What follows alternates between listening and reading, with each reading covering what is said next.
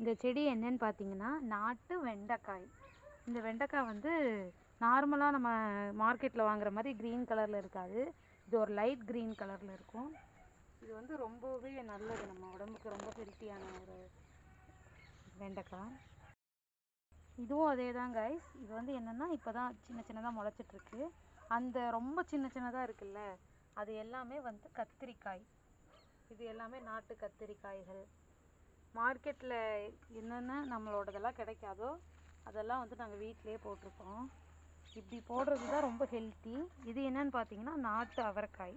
இது வந்து வயலட் கலரில் காய்க்கக்கூடிய அவரைக்காய். இது ரொம்பவுமே ஹெல்த்தியான ஒரு வெஜிடபிள்.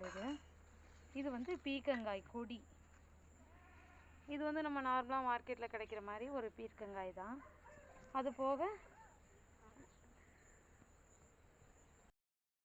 இதுவும் அவரைக்காய் தான். இது வந்து நார்மலாக நம்ம வந்து மார்க்கெட்டில் கிடைக்கிற மாதிரி க்ரீன் கலர் அவரைக்காய். இது இதில் ஒரு 2 செடி இருக்குது. இது பார்த்திங்கன்னா நாட்டு தக்காளி. மருந்தெல்லாம் எதுவும் யூஸ் பண்ணாமல் ஒரு நல்ல ஒரு தக்காளி செடி.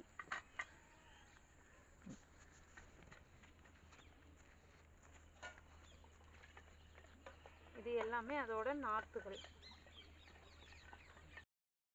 அடுத்து வந்து நிறைய விதைகள் வந்து விதைச்சிருக்கோம்.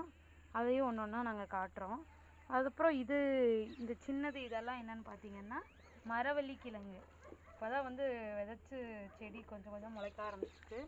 இது வந்து ஒரு வருஷங்கள் ஆகும். இது வந்து அதோட நம்ம அந்த கிழங்கை வந்து எடுக்கிறதுக்கு வருஷங்கள் ஆகும்.